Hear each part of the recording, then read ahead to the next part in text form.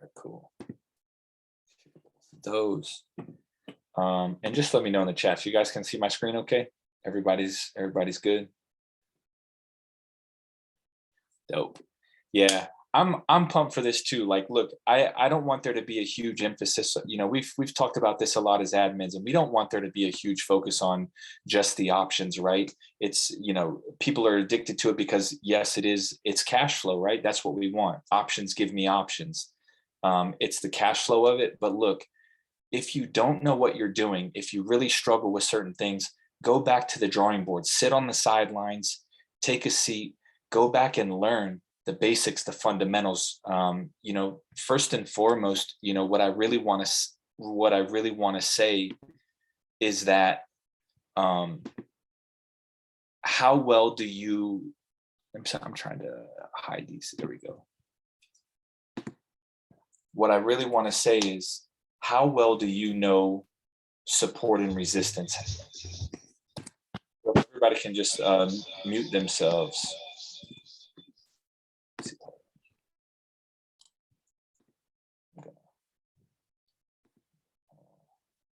I'll give you guys permission to unmute yourself here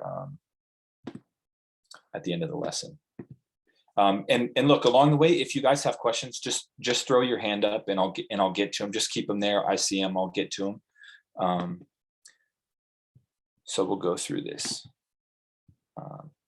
So what I really want to say is, how well do you understand support and resistance? Because it doesn't matter what strategy, what indicators, anything that you use, whether it's the strat, whether it's the Ichimoku, whatever it is, like, if you don't understand support and resistance on the most basic fundamental level of being able to read the stock charts, you're always going to struggle in options, because the strat is all rooted in support and resistance. The Ichimoku is all rooted in the support and resistance of those trades. So you have to understand how to read a chart, how to read the levels. And I know one of the things that I've seen with a lot of people that reach out to me that are getting clapped in a lot of their options trades is they're holding on to them too long, or they're getting out of them too early. And my remedy with that is, understand the time frames that you're looking at and why you're looking at it, right? If you're just day trading, you can look at the smaller time frames. But if you're a swing trader, look, 90% of the time, I only look at the day charts. I rarely ever look at a 4 hour, a 1 hour, a 5 minute, 15 minutes, because I'm not necessarily day trading it. Your levels on a 5 minute chart or a 30 minute chart might be completely different than what's on a day chart, and the levels on a 30 minute or a 1 hour might not match up exactly to the same key resistance and the key support levels that are on a day chart. It's not going to, I'm always looking, when I'm looking at data, I want data in real time. I want exact numbers. I want exact levels. And for me, those exact levels too are, I've been able to find those on the day chart. I can find those on the pivot points on the day chart. You can find them all in the smaller time frames, but understand the reason why you're looking at those lower time frames if that's what you're looking at, right? Because if you don't understand those key components, you're gonna get tore up on your trades. You're gonna miss your entries. You're gonna miss your exits if you can't properly chart those levels, right? And if you can properly chart it on a day chart and give yourself a range of, okay, this is the support, this is the resistance of this particular stock at this time, then you go and look at it on a smaller time frame, and you can look and see how those levels compare on each of those. So that's one of the things I want to say. And if you struggle to explain support and resistance to your little nephew, your little niece, your child, you probably shouldn't be trading options. Like, you should just be going back to the charts, and you should be going back and looking at support and resistance, because once you understand that, you're going to do so well in options, and you're going to do so well in a short amount of time, just in the same way that I have. And I only share that because that's exactly how I did it, is that I didn't rush into trading options. I learned as much as I possibly could, about the stock market, support and resistance, all of those levels ahead of time, and then transition. I transitioned into options only when I was convicted 100% that I was confident in knowing what I was going to do. So I encourage you guys to really take more time with the charts and charting those out.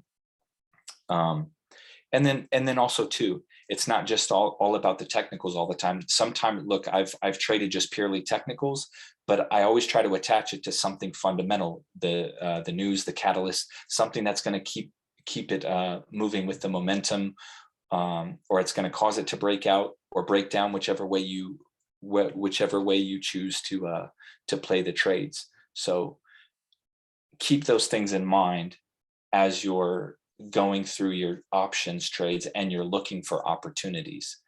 Have those targets in mind too.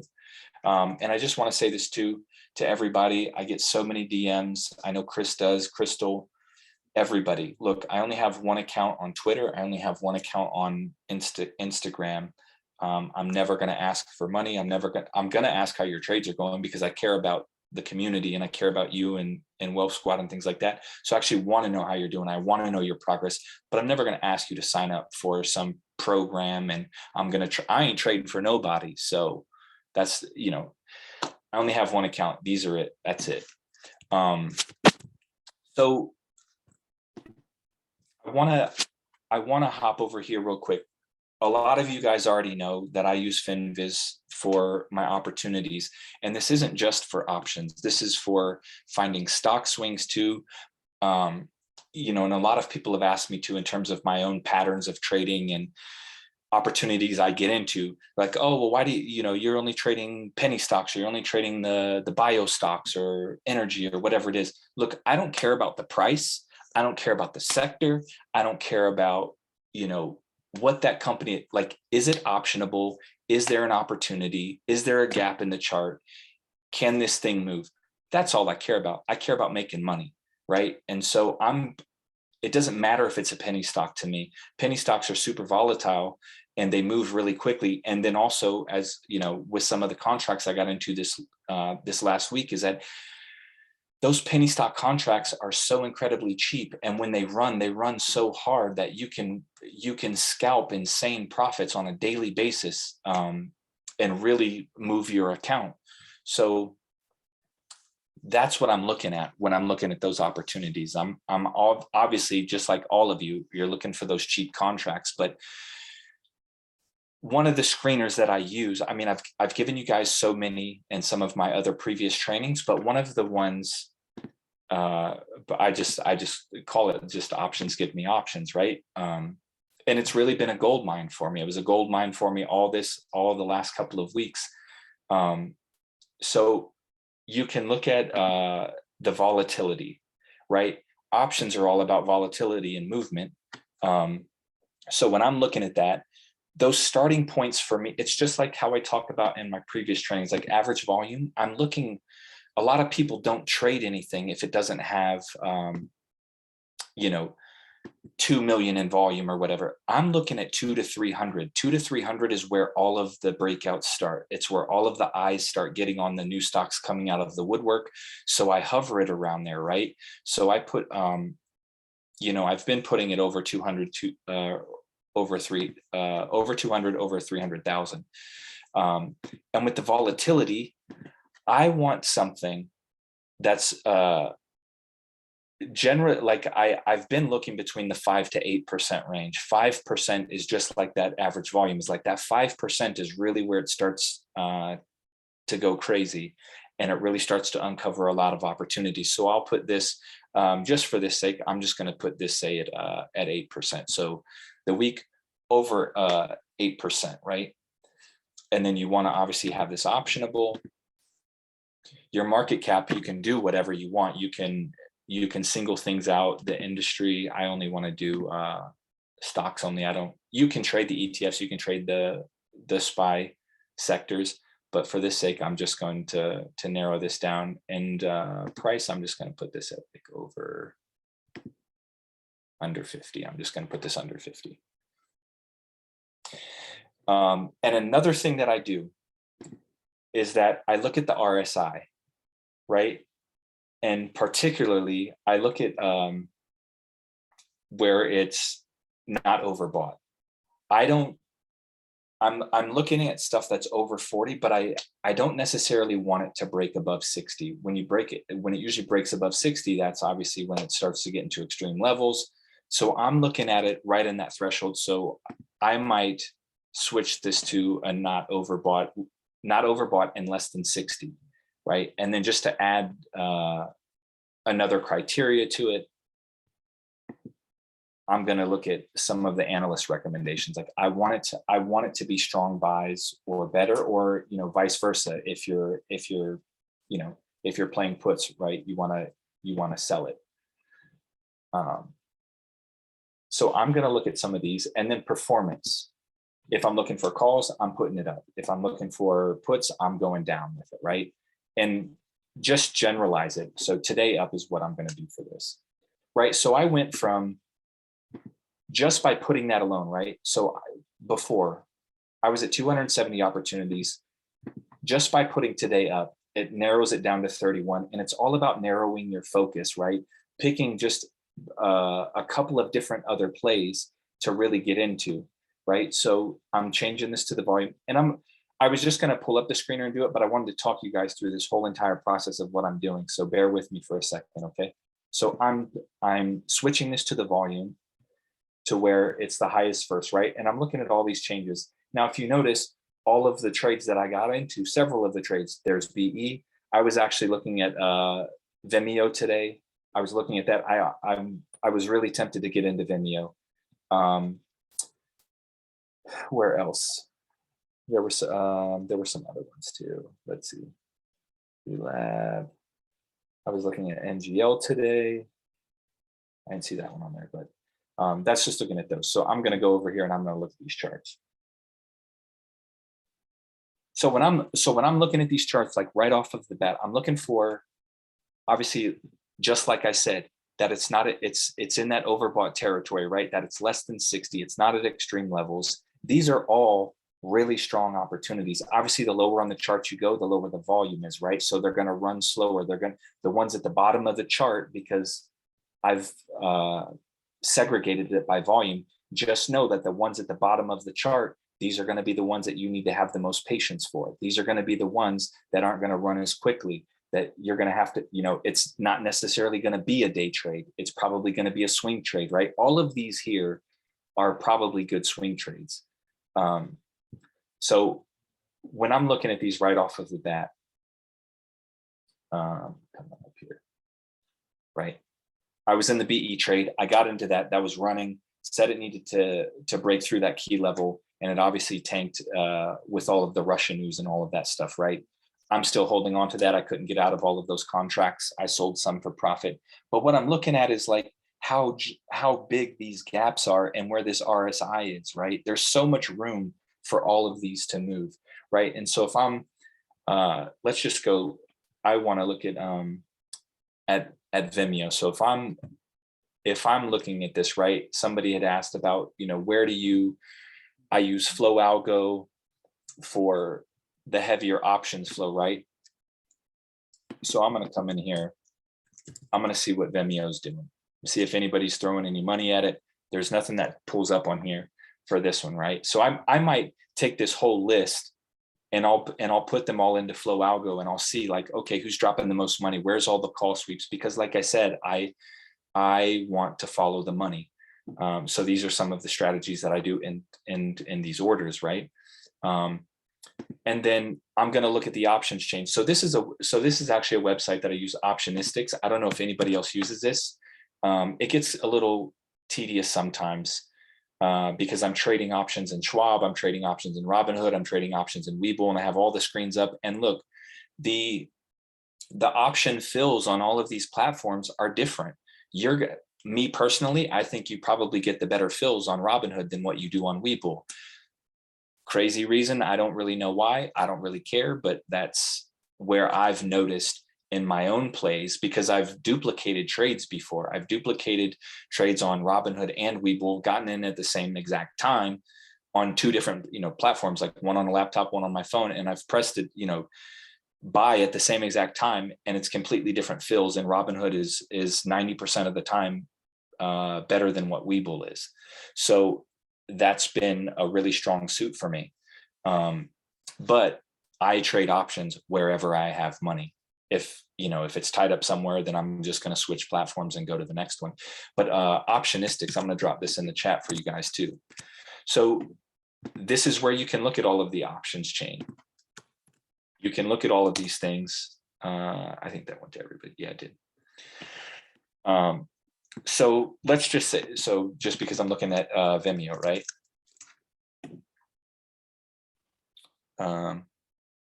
Robinhood's got the best chart reversals too. I don't know, like if you're using Robinhood as a chart, you're not charting. I wouldn't recommend like relying on that chart to really teach you any of the levels, because it's I would highly recommend just using, whether it's TradingView, Thinkorswim, whatever those platforms are, because Robinhood doesn't give you exact levels. It doesn't show you support and resistance. You can't see any of those things really on there. You can see the line graph, but that's really it. It doesn't really give you all of the other thing. And yeah, Schwab requires approval for the multiple options. You basically, with those bigger platforms, you just have to prove you're not an idiot, right? Because they also really care about you not, I think at least they say they care about you not blowing up your account, right? They're, try to help you understand your risk. But anyhow, talking about this optionistic site. So if you want to look at these things, so when I'm coming to this right off of the bat, I'm looking at like, okay, so you can see, right, what the price of the stock is, right? The price is at $12.95. I want to pull up this Vimeo chart real quick. Vimeo. Yeah, so look, higher highs, higher lows. This is what we want, right? So at this point, if we're saying calls above whatever, right? So obviously we're going into Monday. So we're basing everything off of this candle here for Friday on this 11/22, right? So to get into, if you're just now seeing this chart and you want to get into it, just know that this has to break 13.13 for this to be a bullish continuation, right? It looks like it's headed in that direction, right? But and this is just on the day charts, not on the smaller time frames. So what I'm looking at already, I'm looking at the levels of Vimeo of where could this possibly go. We already know that support and resistance is already a given at the EMAs, right? The green line here that I have on my chart is the 20 SMA. The orange line is the EMA 5, right? This down here is the MACD. This is the RSI. This is the ATR, the average true range. The average true range, this is over a period of time, how much this moves, right? So this is moving at $1.34. So I'm saying to myself, on average, this is moving $1.34, right? And in options, you don't need it to hit your strike. You could hit it at, you could get a strike price for 18. It doesn't have to hit 18. It just needs to put eyes on the contracts. It needs to have enough volume. It needs to have enough open interest to where it moves the premiums, right? So what I'm going off of for this is I'm going off of this ATR too. So if this ATR right here is at $1.34, I know that I have about $1.34 range that to minimize my risk, that I should be using my strike prices, right? So if I've got $1.50, that basically gives me to about $14.50, right? And if you map that out on the charts, you can really see that it's almost right there, right? 1467. You can see it's touching this candle. It's coming here on the 21st. It's almost right here on this 19 where this opened, right? But it's this resistance here. It's this base of support here. It's basically resisting those. So if I'm seeing multiple candles like that, a lot of people get stuck when you're trading options, right? You're focused on this little portion of the chart that you can see from over here from the 3rd of January until the current day. What I'm doing for myself is once I have it charted on the day chart or it's charted on the 5-minute, whatever you're charting it on, I'm going back in time, right? Okay, so Vimeo became public. So it's never been this low before. So it's never been this low. It obviously started way up there, right? Where did this start? I don't even know where this started at. Yeah, started way up there, started way up in the 50s, right? Is it going to go back? Probably. Do I know when? I don't. But so you have nothing else to chart it with, right? So now you're just going purely on these current day levels. But if you have something to chart it with, if it has been lower, I'm going back in time. I'm going back in time to find where these same levels meet something a year ago, 6 months ago, because the 6 months ago levels are where you should be charting it from in the present day, because the levels from 6 months ago are going to inform the levels of where it's at now. And it's always, and it's probably 9 times out of 10 going to respect those levels. I think somebody put it out today that levels get respected, and they really do. The pivot points are respected. I remember Ray talking about this earlier today. So in this scenario, right, that if I'm getting, let's just say Monday rolls around, this breaks above 13, right? I'm going to get into this trade as a call above 13. Where I would get in, let's just say it breaks to the downside. I always joke around that I don't play puts because I'm not a negative person, but I still play puts. I get wrecked a little bit more on puts than when I do calls. Calls are really my strength, but I promise you, when I start dropping some puts, there's going to be some heat too. So in terms of puts of where this could go, I'm looking here of where this breaks, right? So this 12, so knowing that, look, come Monday, calls above 13.13, puts below 12.74. Okay, cool. Now, when this breaks below 12.74, where does this go? Well, it comes right here, right, to 12.41. But it could also break all the way down here. Like, that's a huge drop. In the options world, it's thousands of dollars, right? So that's how I'm starting my preliminary targets. This is how I'm mapping it out. Some of the trades I can't do this because they're running too quickly to where I'm not like drawing it out on the chart like this. I've done it enough to be able to see it and make these mental notes myself. And then I can come back after I'm in the play to chart it to where I can, slow down a little bit, right? So knowing off the bat here, like the lowest that this range could go, right, that this could fall if it goes below 12.74 is 11.43 on the downside. I don't know what I did. Or 11.54. It's not exact, right?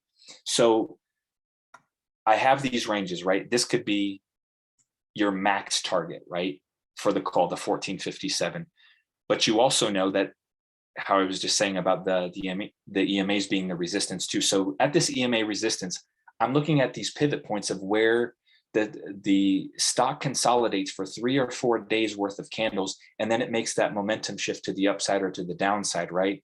So in this scenario, right, that it's consolidating here, and then it starts to really run here, and then right here it's consolidating for these 3 or 4 days, and then right at this point, that's when it shifts to the downside, right? So those become true levels for me of support and resistance. So, well, we always talk about targets. So above 13.13, my next target is right there at 13.79 ish, right? It's not exact. I guess it's like 13.87. We'll just put it there like 13.94, right? And you can see it's almost exactly on the EMA lines, right at the tops of where it closed, right at the bottom of this support, all up here, right? It's gonna respect that level. Chances are it's gonna respect it. It's gonna get pushed back. It'll test it a few times, maybe break through and then pull back. And now at that point, you wanna see, like, what are the fundamentals that are connected to that, right? So these are my targets. This is where I started. I've got a range. I've got a range of data that I can operate, that I can find my entry points, right? And you can put this on the smaller time frame. So I've put this on the day chart. Let's just put it on a 5-minute chart. And let's see where the levels match, right? it matches, same support lines.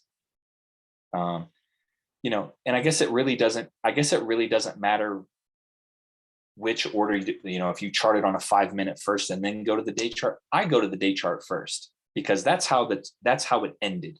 That's how the stock started, how it ended. These are all the intradays. So I like to go to the day chart first and then go backwards.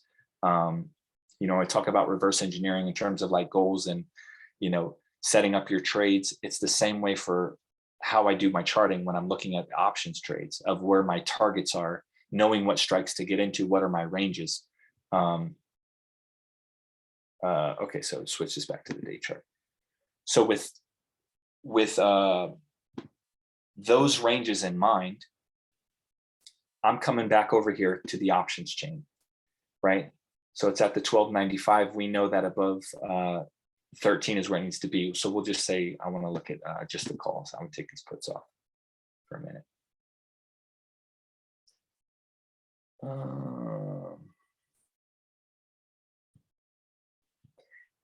So your strikes obviously right along the side. So I'm looking at, you know, the volume. Where's the highest amount of volume at, right?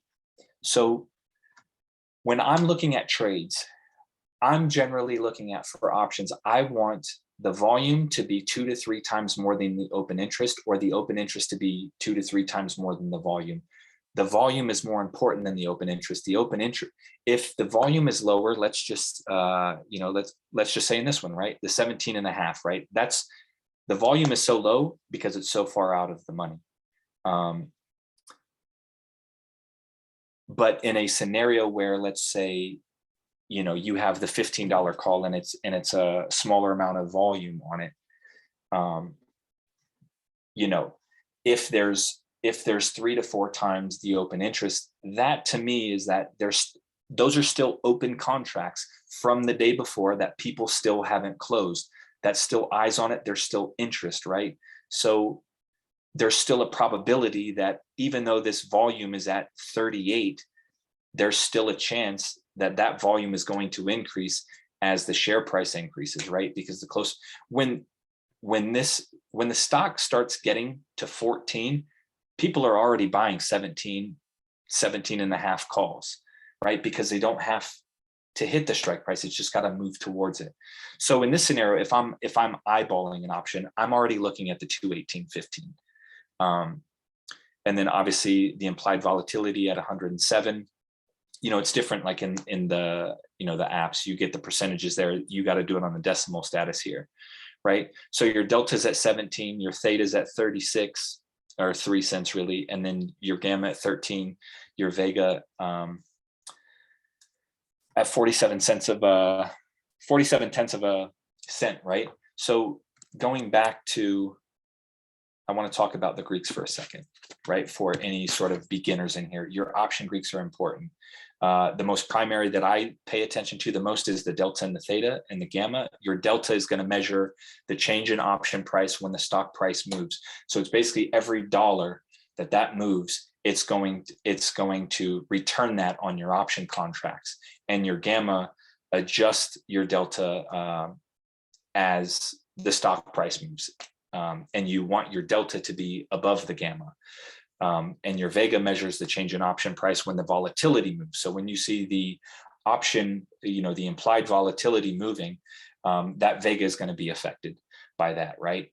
And your theta is all of your time decay. The longer, you know, the longer you hold your trades, the more you run the risk of losing that money. If you're just day trading, your theta doesn't necessarily matter as much as it would if you were swing trading it, right? And then your rho obviously measures your change in option price when the stock price moves. I'm paying the most attention to the delta and the theta. Obviously, like if you're doing puts, theta is your, you know, the theta gang, right? That's the most important. If you're playing calls, delta is where it's at. So those are important to pay attention to.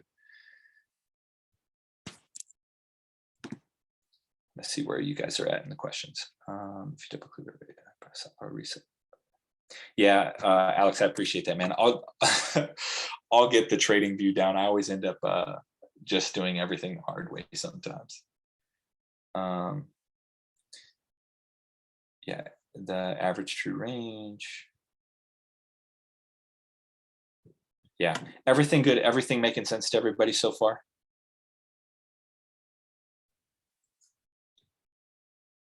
Cool.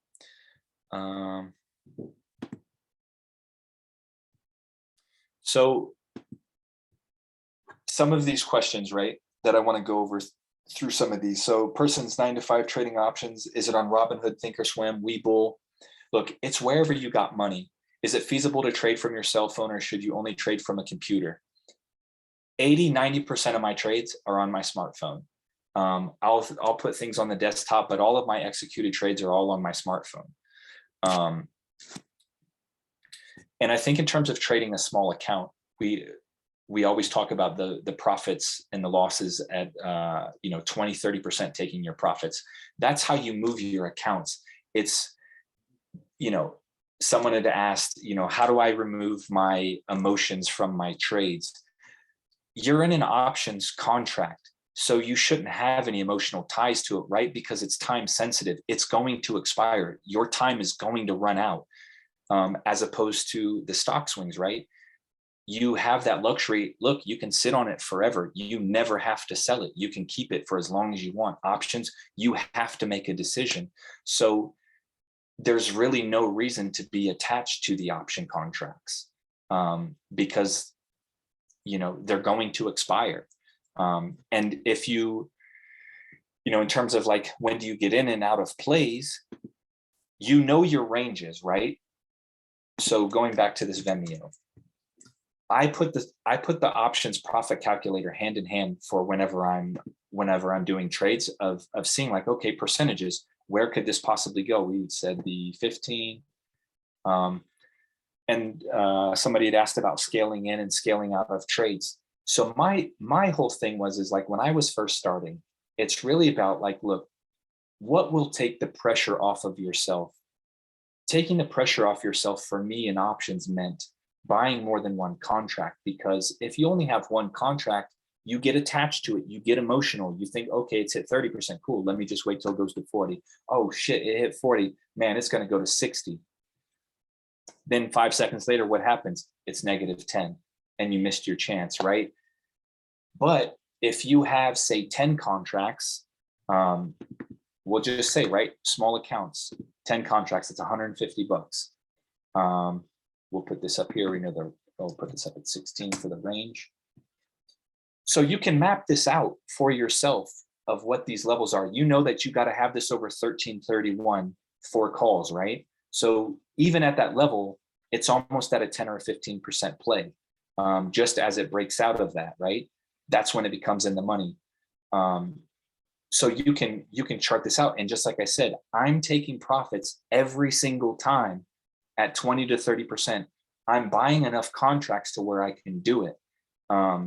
If I know, hopping back to my chart, right? So 1394 is my first target, right? So then I'm coming back to 1394, right? It's 100% play, basically, right? 113%. Now, you can, let's just say you've bought how many contracts have you bought? 10? Yeah, so 10 contracts, right?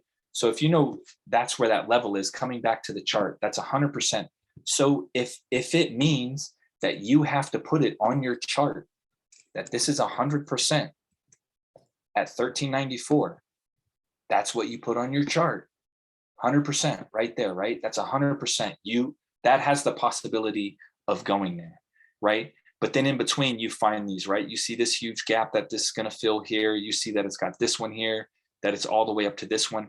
So it'll probably respect these two, but where I'm probably going to set like in between this 1394 and 1313, where I'm going to set like an intra level profit taking level, is probably going to be right here at the 1347, right? Because look, it's hitting all of these.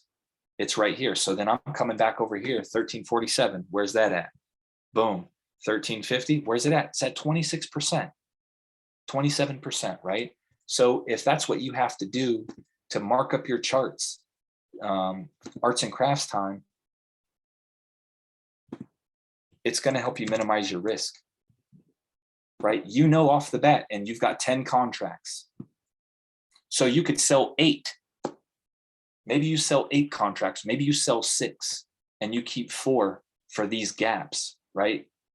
You chart out another level, right? This is another level right here at 1385. This will be another level here at 1369. You can do those intra levels for yourself to where it really, to where you can scale out of that slowly, right? You hit 20, 30% on every trade, your account's going to move really quickly. You know, sell the majority, leave the runners, right? You know, is it a possibility that it's going to go above the 100 too much further? Well, then you look at these other candles. What happened? It ran all the way up here. And where did it get pushed back to? It got pushed back to this same exact level at 1394. So in my mind, that's telling me I need to take majority profits at 1394 maximum. No attachments, no nothing. I'm scaling almost completely out of this trade at 1394 because of where this gets pushed down from. Now, is there a possibility it could run further? Yes. But looking at all of these other candles, the 3 or 4 other candles, it just hit the resistance and it got pushed down. So I'm trying to minimize my risk. I'm not trying to be hopeful. I hope this goes up. I hope it does this. I hope it does that. I'm looking at the technicals of what it respects and what it acknowledges, right? And all of those resistance levels were all respected and all acknowledged, and they all got pushed backwards, right? So I'm out of this trade almost fully at 1394. Does that make sense to everybody? At least how I measure that out. And yeah, like, just like Drake says, look, it's impossible to know exactly where the stock's always going to go. Nobody knows. I don't even know. But you have to decide for yourself what that threshold of pain is for you, of the losses that you're willing to take or the profits you're willing to secure. You know, we always say, oh, I'm up this amount. Oh, I'm up this amount. If it ain't in your bank account, you ain't up. And we all know how fast options can take a turn on you, right? So you have to know what you're doing. And it's not something you need to take lightly. 506 charts a day, where did I come up with that? Look, that's just, for me, it's just like, that was just my standard. You know, for me in like basketball, it was kind of the same thing. As like, look, I was trying to shoot 200 to 300 free throws every night after I got done with practice or after I finished a game, because it's that repetition, right? If you're putting in the time to look at 500 to 600 charts a day, your chances of success are so much higher. You're just like in basketball, it's always about the higher percentage shots. It's the same with the more that you're looking into those charts, you're gonna put yourself in that same position to be able to achieve that. So that was just a standard for myself. I felt like when I was looking at, you know, say 100, I was like, man, I'm not looking at enough. 200, not looking at enough. You think about it, right? Think about it for a second. There's over 8,000 stocks in the stock market. And I'm looking at 500 to 600 charts a day. That's not even 10%. It's not even 10%, right? So it's not that much if you really think about it and you put it into perspective. It seems like a lot, but it's really not. And just the perspective of just how much is out there.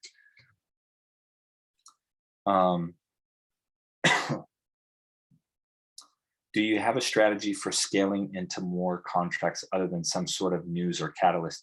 Yeah, so I would say in terms of scaling into the trades, right? Let's just say you've taken majority profits on Vimeo, right?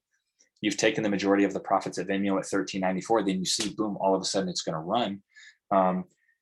You can, yes, you'll have a higher average, but if you see that it's going to run and say maybe you want to catch this dip up here, you know, or catch this run up to up here, you can scale into more contracts from those points, because also at the same time, when this breaks above the EMA at 1394, it's also going to create this crossover. The MACD is going to pretty much cross at that level, or it's going to be, it's going to just sort of cross over that.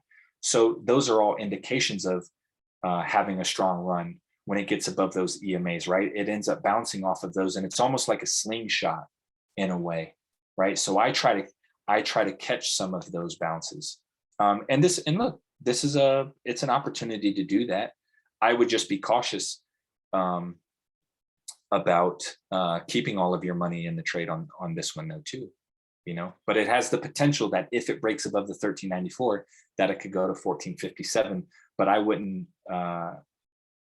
go heavy on that necessarily unless the gaps were a little bit bigger than that.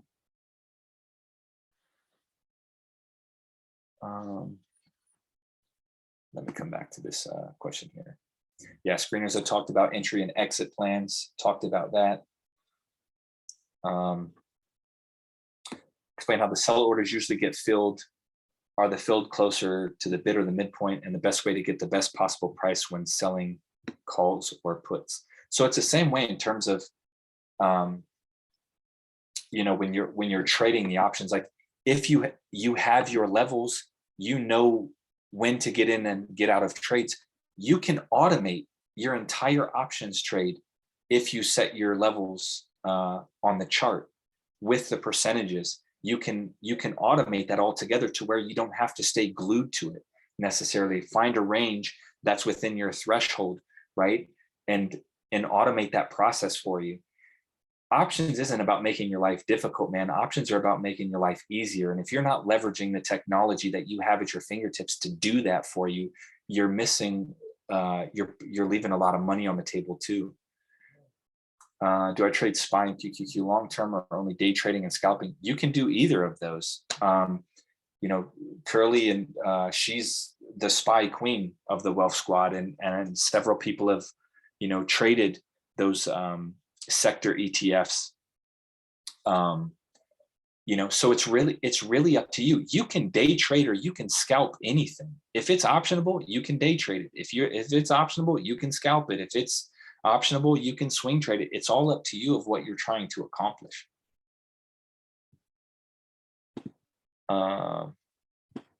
Yeah, how to find the possible snipes. So that screener that I used is just one. I mean, I've given away a bunch. You just have to understand, your screeners don't matter if you don't understand what you're looking at, right? And how to interpret the data.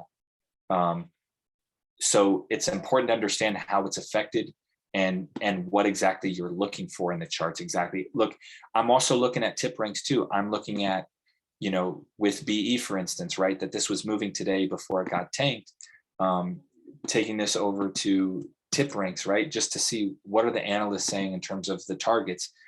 These can also serve as those preliminaries for you, that 26, right? So you put that on your chart, and then you build from there in terms of how you want to proceed with the trade.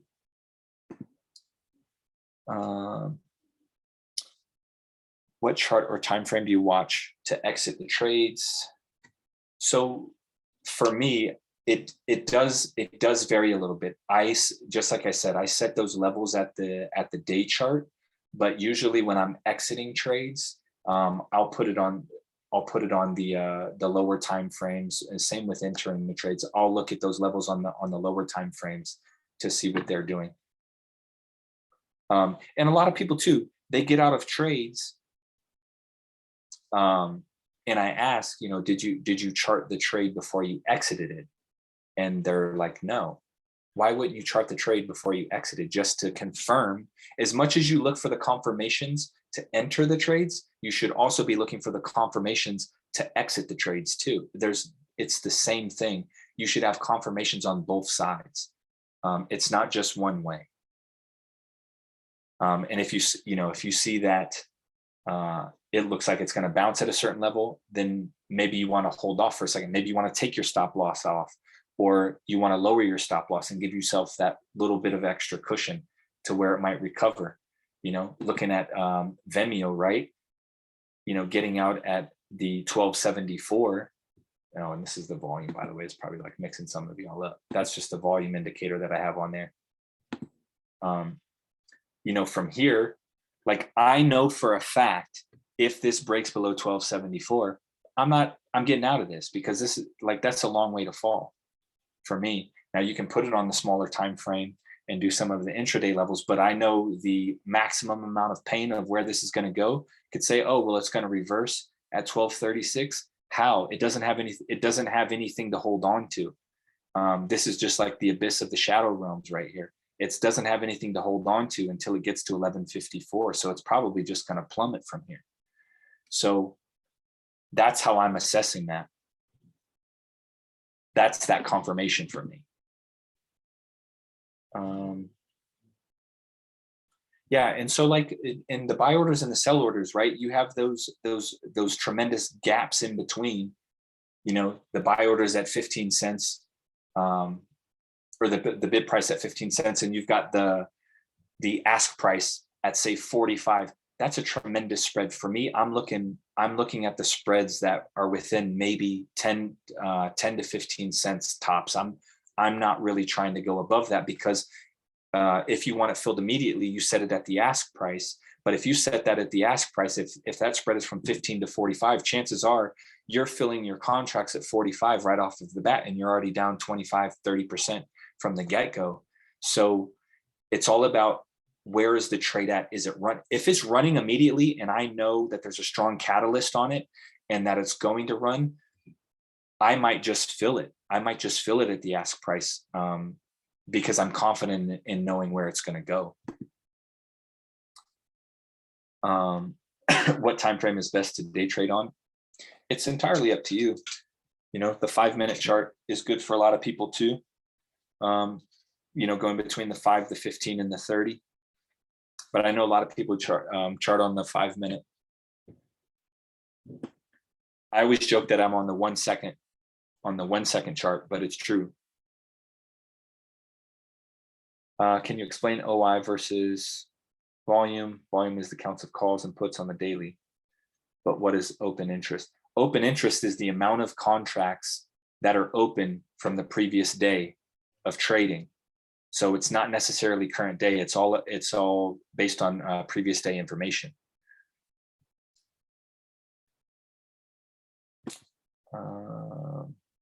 Percentages that losses, I covered that one. The FinViz. Have you updated or changed any strategies you've used since your first class? So for me, a big one that I changed this year has really been about not holding on to my trades as long. I held a lot of trades for a long time last year. So, you know, and look, some of them went down a lot and then they ran right back up 100, 200%. But for me, I would rather cut the loss, keep it on my radar, and then jump back into it, right? There's been several trades too already this year that I've gotten out of when they went down 35, 40% or 25%. And then a week later, they all ran up. They all ran up a long time. Now, in terms of like, what's a long time for me, it's all relative to what news is out there, what catalysts are out there. And I don't really want to hold weekly contracts very long, because that's all about the theta, right? So I'm trying to get, if I buy a weekly, I'm not trying to necessarily hold it till the end of the week. I might let it go 2 or 3 days before expiration, depending on how strong the theta is, right? Because if you hold that over, you know, in excess, the theta just crushes all your profits. So it all depends on, it's a case by case basis. I don't really know the strat, so I don't want to comment on it or, you know, say anything that's different. But to recognize the shift from the calls for the puts is just the same as support and resistance. It all goes back to those fundamentals. Yeah, the exit timeframes are all relative to when you're trading. Are you day trading it? Are you swing trading it? What's your strategy? Like that informs the timeframes you should be entering or exiting. You know, like I said, you know, just for instance, right? For me, the BE trade that I just got into, it tanked, right? I'm still holding contracts on it.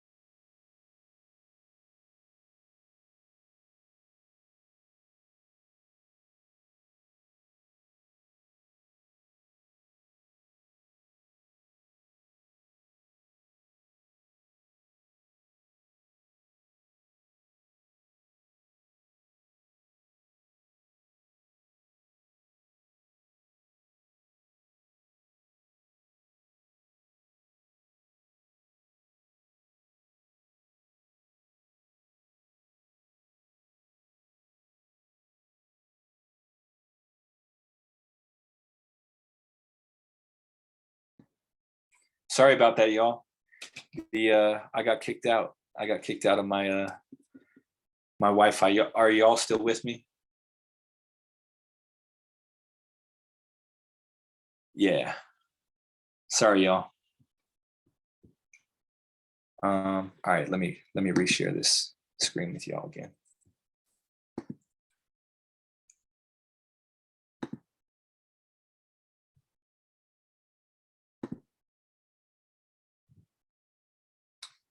Okay. So good.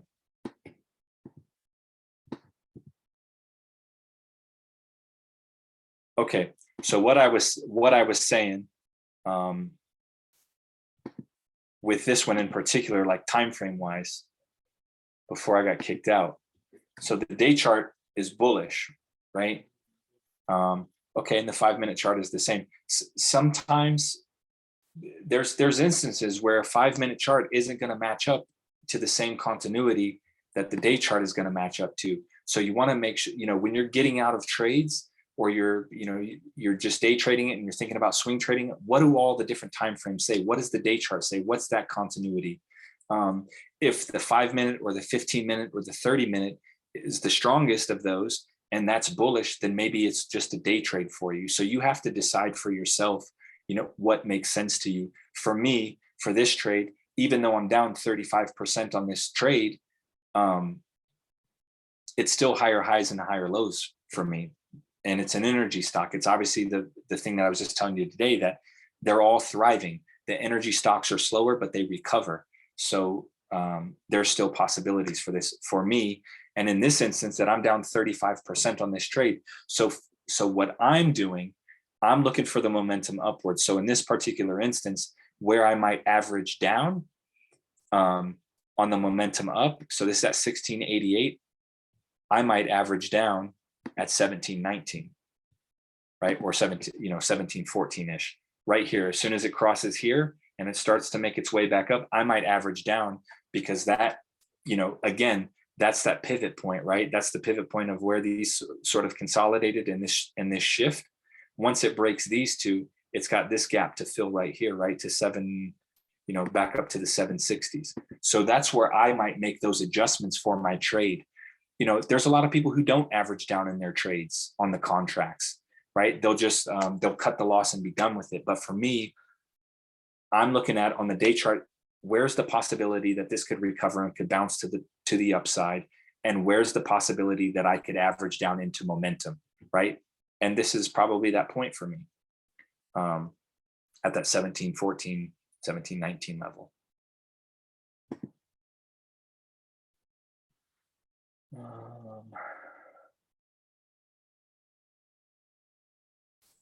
Hold up, Justin.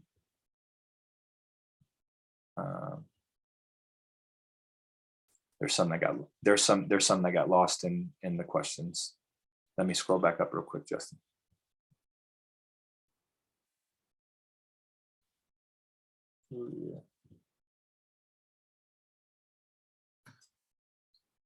Yo, Justin, what was the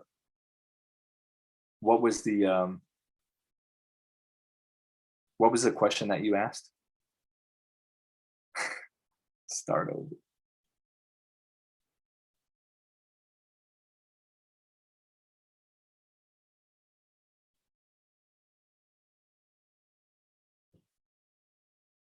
How far out do your contracts expire now? So for me, like on this particular play, it's 2/18, so next week.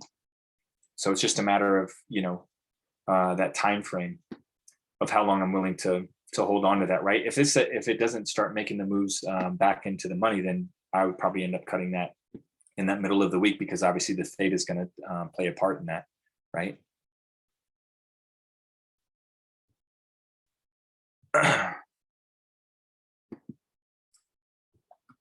Do you always get 2 weeks out contracts or just weeklies? So the difference for me, the difference, right? Okay, you always want to look for further out contracts because it's about time in the market, right? Further out is safer contracts. But those weeklies are riskier. They're far more lucrative. The strategy that I changed this year as opposed to last year, I was doing a lot of further out of the money calls last year, trying to get them super cheap. But now this time, I've tried to switch that quality of those plays to find the cheaper contracts that are the weeklies, and that are in the money. And if I end up buying those weeklies, I don't have the intention to hold the weeklies for a week. I'm trying to get out of those trades either the same day or within that next day, just to maximize my profits. Because most of the time on a lot of the trades, if you look at them, when you look at the theta and you go to the options profit calculator, right? You look at your theta on this trade, let's just say you get up here to 1380, you're losing roughly like $40 every time. So this one's like almost 30, $40, right? $40 here, you lose 60 going into that next day. So that's kind of the average that I've noticed. It's that $40 to $60 range the times that you're holding on to these trades. So my suggestion is to play closer in the money trades. Somebody had chastised me a long time ago, like, "Oh, Crowe, you only play in the money trades and this, and your contracts run up too fast." Well, look, man, I'm trying to make money. I'm not trying to lose it. So the possibility of you losing money is you choosing out of the money trades. You run a higher risk to lose that money. And they're like, "Oh, it's stuck. My contracts aren't moving." Well, that's because the share price is at 13 and you chose a $20 call. Why would you do that? It's so far out of the money, right? And if the ATR is only at $1.63, why would you choose a $20 call? It doesn't make any sense. So you have to understand the indicators that you're using and the things that you're looking at to be able to gauge your strategies.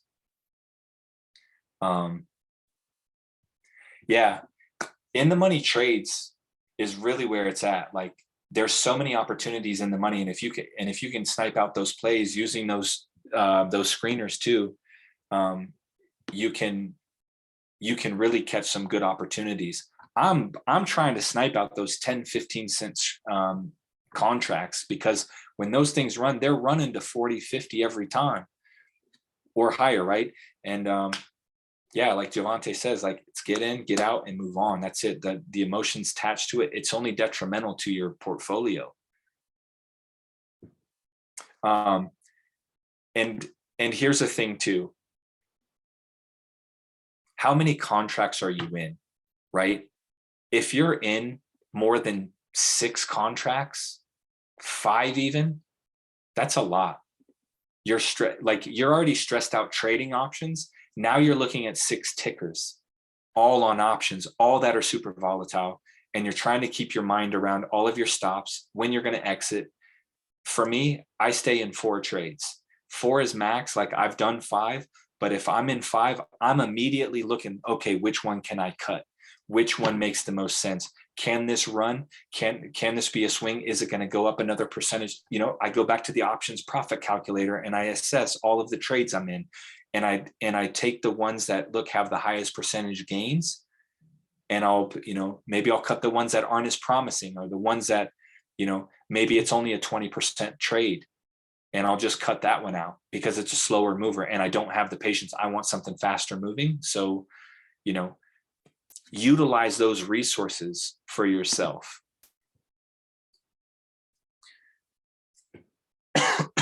When day trading, do you watch SPY as well? Look, if you're trading options or you're swing trading stocks or you're day trading stocks, you should always be looking at SPY. SPY should be on your other screen always, because if, you know, you got to trade into the wind, trade into the sentiment of whatever it's doing, right? So the difference here, I chose 2 energy stocks today. SPY was tanking, but the energy stocks were booming. And sometimes that's the case. It happens all the time with the biotech stocks, right? So you have to understand the sectors. You have to understand the markets of what's affected and what's not, right? Of what's the conglomerates of SPY, what's in there that's causing it to tank, and is the stock that you have, is it really affected by it? There's stocks that aren't as affected by SPY as some of the other ones are, like Tesla, Apple, like those are affected heavily by SPY, right? So it's not always the case with other stocks, you know, semiconductors, things like that. Like it's not always the same. You can trade against the sentiment sometimes. You just have to understand the company that you're trading. How many stocks would you put on your watch list at a time? Yeah, you know, look, you could put 10 or 12, but I you know, I love that Ray does his watch list and chill, and he literally only has 3 or 4 on there every single time. You know, Keo will have his couple page document with his trades, but his trades, yes, he has 10 or 12 trades on there, or he has 10 trades, right? I think he said he had 8, 6 out of the 8 or 8 out of the 8, whatever he had. Those are high quality trades. He's not just putting random tickers on there, right? Just because you like the chart, you put it on there. What's backing it, right? He has specific catalysts. He has specific stops, specific option contracts he's looking at, right? So you have to narrow your focus on those to be able to fully understand what it is you're doing. Yeah, narrow your focus. And that's one of the things I did too. I started narrowing my focus. Like right now, like the market's been getting so beat up, but now the market's in recovery mode. The market's coming back. There's so many opportunities. Like already there's 31 opportunities here just on playing really significant options. You know, and just checking the options chain on these, right? All of these gaps are all juicy to me. Now I'm going through this chart and I'm going to look at every single one of these options chains, and I'm going to go look for the volume. I'm going to go look for the flow, the dark pool, right? Here's another thing I wanted to say. Not everybody can afford flow algo. Not everybody can afford cheddar flow. Not everybody can afford some of these other tools. So in that instance, I got to reload this page. So one of the other free tools that you can use, the flow algo is good because you see the dark pool money, right? You see the millions of dollars that are getting pumped in there that you don't see on some of the other things, right? And if somebody's pumping $30 million into a stock, somebody knows something, right? So it's more information for yourself. But what you can do, if you can't afford any of those, you can go to bar chart and you can click options on bar chart, and you can see the unusual options activity, right?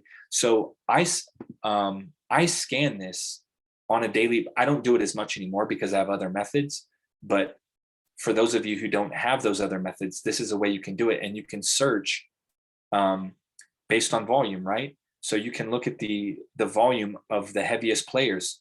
Now what you do is now you go do, this is a perfect opportunity for you to make money. I scan this at the busiest times of the day, right? That first hour of the market, right after lunch, and then power hour, right? I'm looking at this in terms of like the unusual activity, the most volume, what's really moving today, right? And duplicate the trades. Go look at them, look at the strike price, make your call option around these plays. It doesn't give you the option to, to look at all of them, I don't think. So you just got to go page by page and see, look, you got BE on there. I didn't find this on BE. I didn't find it on here, but volume on that's 6,000. Shout out to Wealth Squad.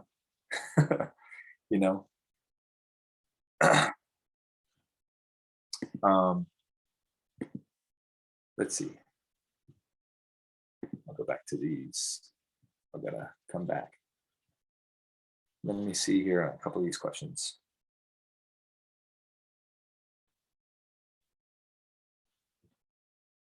Yeah, say you're looking at a stock in a sector that's been thriving in the past 3 months. The MACD of the stock crosses in the upside. The EMA 5 just crossed to the S&P 20 to the upside with an RSI of 40.50. What other confirmations would you be looking for in entering that play? So from there, I'm looking at the price targets. I'm looking at the analyst price targets. I'm also looking at the support and the resistance of it. And then obviously, like, you're looking at the catalyst for some of those things. How do I not overwhelm myself trying to learn everything? I want to be as good as the admins, but sometimes don't know where to start or continue. You just have to take it in the baby steps, right? If you're not, like I said in the beginning, if you're not confident expressing what it is you're doing to a toddler, to your little nephew, little niece, whatever, it's probably time to just go back to the drawing board and keep going over the lessons, reading the material, paper trading until you fully understand it, until you, like, we always talk about back testing, right? Test your theories, test the things that you think might happen, and test it and see if it does, where you're not spending any money, right? You want to put yourself in a position to have those high percentage wins, not getting into trades that have low probability. And if your trades are in look promising to you, but you're not convicted in the trade, you don't have a good chance of succeeding.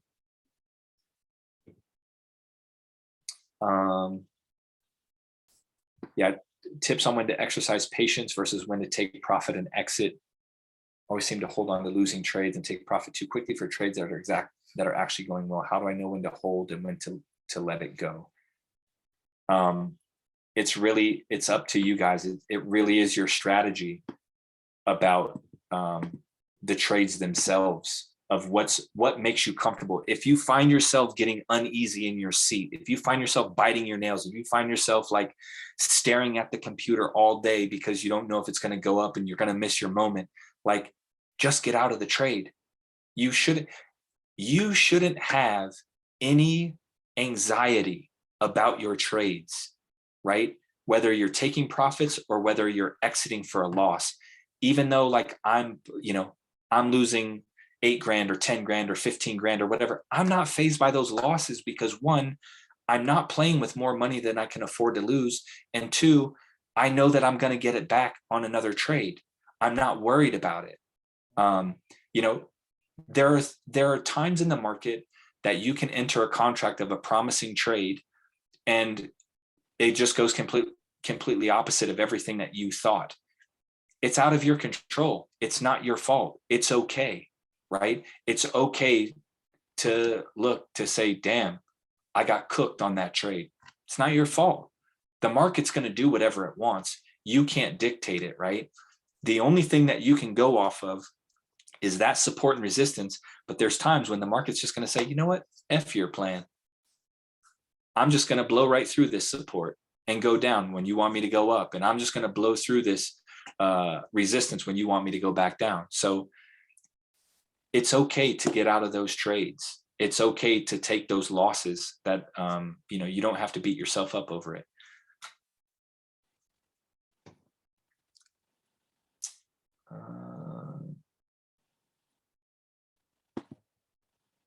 Yeah, a lot of it was about like scanners, setting up plays. What are some options? What are some options only tradable in 5-cent increments? That's what gets me sometimes, especially when my averages are in the middle, say 17. Yeah, to be honest, I don't know why they trade only in 5-cent increments necessarily. But there's a difference sometimes. There are times when they trade in 5-cent increments on Robinhood, but or vice versa, like on Webull, but then on Robinhood, you can sell them at a different, not necessarily in those increments. You can set your limits on Robinhood like manually. It doesn't necessarily have to be the 5-cent increments. Not every stock does it. Does being bald help the plays come to me faster? It most certainly does. That's my crystal ball. Am I going to make a course? I was working on a course, and I had family issues, and I had to pivot and give my attention to those, and that's been my focus for the last 6 months with my father. So that's been my top priority, and between Wealth Squad and everything else, it just takes a lot of time. So soon.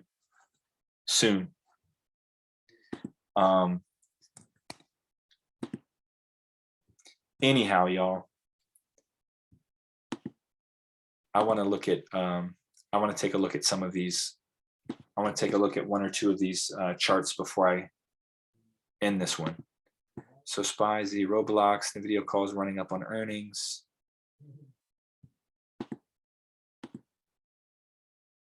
CAT, KHC.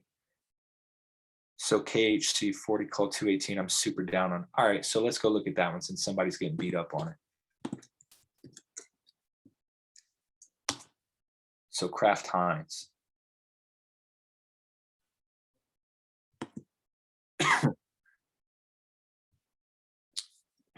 Wait, what was that? Let's see. So the $40 call, 218. Yeah, so if you're in a 218 $40 call for this is already at 34, I would have just, I most certainly would have gotten out of this trade already, because that's so far out of the money. And it's a pretty heavy difference, right? If you're in this trade, all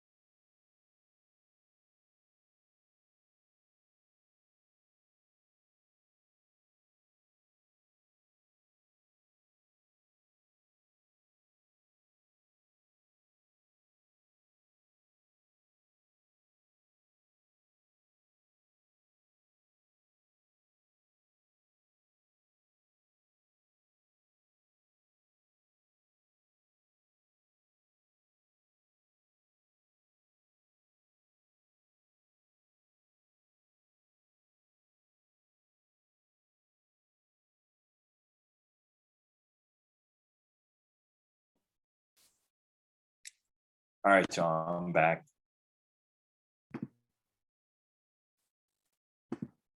Sorry about that, y'all.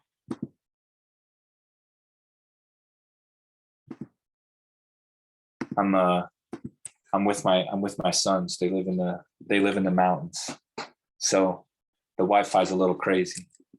So I apologize.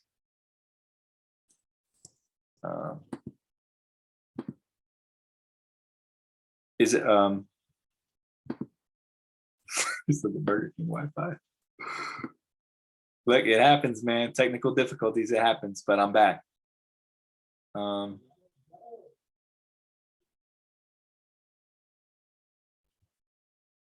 seminar. Okay, so I want to look at this KHC real quick.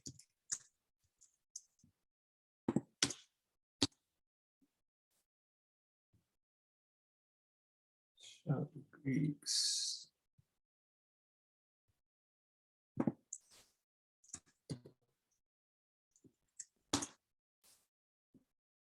All right.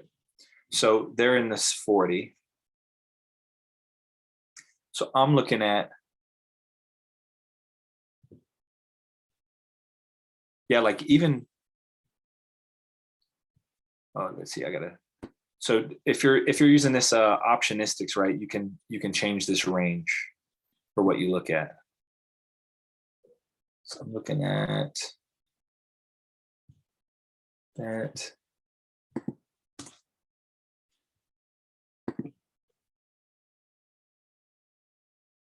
All right.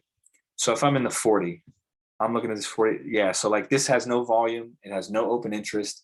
So I'm not going that far out of the money.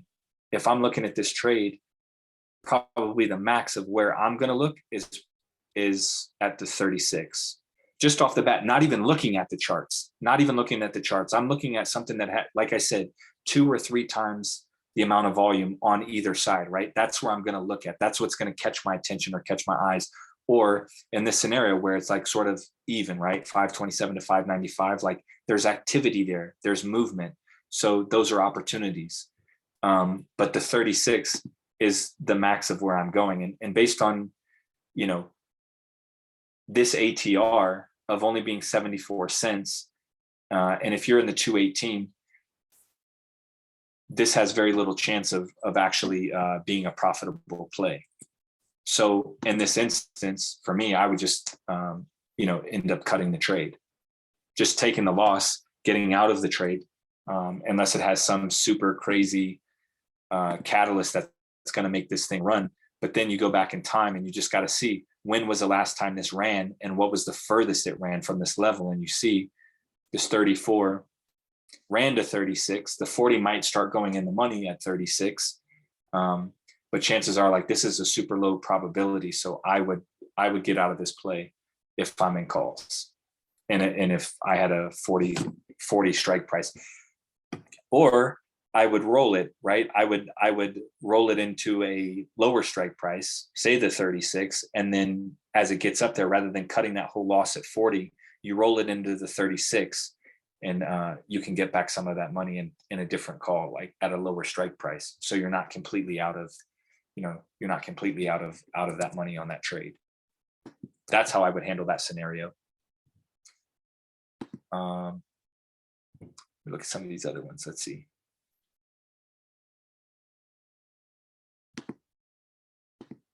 AXP, cat. All right, let's look at cat real quick.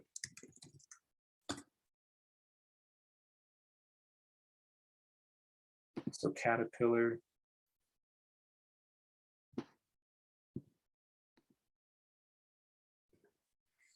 Yeah, so even on Caterpillar, right? For instance, like I said, if I'm playing puts on this because it looks like it's bearish, right? So I'm going to come check out this options chain.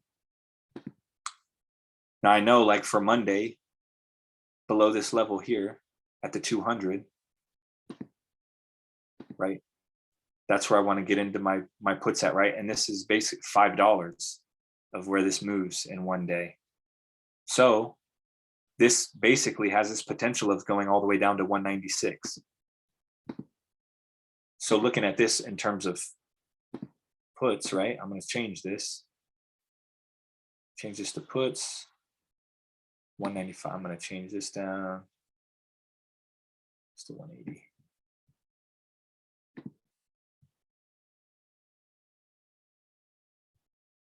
Right. And so if I'm doing, obviously 211s are already gone, expired, 195 put. So already off the bat, like the 195 is obviously the most promising, but beyond that, I might be looking here at the 190 put, obviously. And if you're spending more money, you can look higher, but I'm looking at the 195 or even pushing it out maybe another, yeah, like, because when you stretch that out to the 225, nothing's really happening here. But where all the activity is, or where all the eyes are on this one in particular, is right here at the 190 or the 185. 185 might be the play because of the open interest. So then it just boils down to, at that point, of just coming back to your charts, right? Below the 196. Where does this go from here? And again, so this is an example of what I was talking about earlier, that instead of just getting caught up in these levels here on the present day, looking at it right here, right? So if this breaks that 196, you got this huge gap, right? The 194 all the way down here to falls super heavy. So that's how I would look to that on if I'm playing puts on that. But if I'm playing calls, here's the thing though too on the calls, like entering in, right, the 203, above that, you still miss a lot of money. You miss $3 worth of money on those entrances.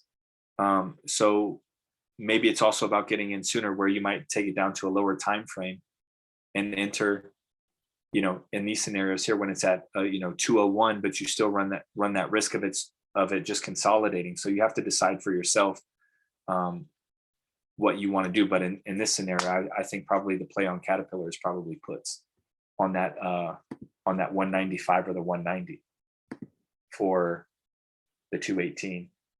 Yeah, this 190, maybe the 185, if that breaks to the downside. That's how I would assess that.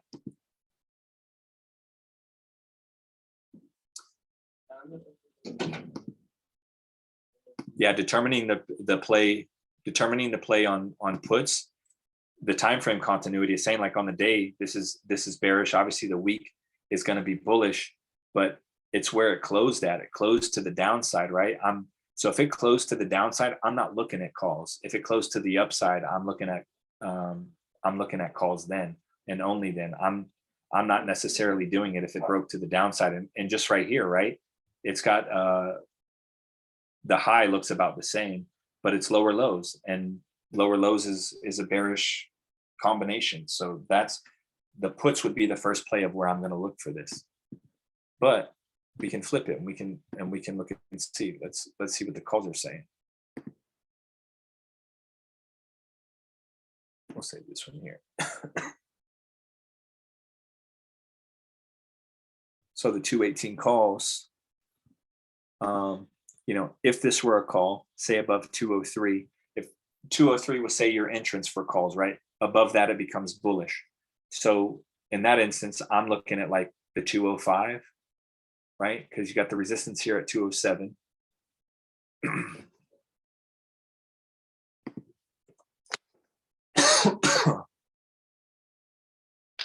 And you can see it's just sort of even, but I think probably the puts are where this is going to be. I'm much more confident in the puts on Caterpillar than I am for the calls. The 200, you can pay that. It's safe, but it doesn't really have any volume. None of these really stand out to me. The puts are what stand out to me the most. Does that make sense to y'all?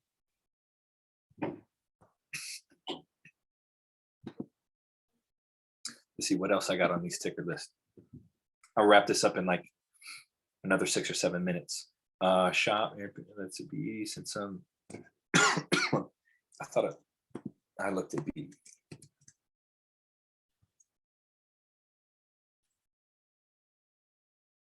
Yeah, we looked at BE already. So there's that. Those are my levels for that. I'm still holding the Bloomberg energy. Like I said, I try to average down into that momentum. I took the CCL trade because I saw a 61% retracement from the most recent swing high and low on the weekly time frame. Interesting thing. Quick rundown on why you decided to take that trade. I didn't take CCL. Oh, yes, I did. That one.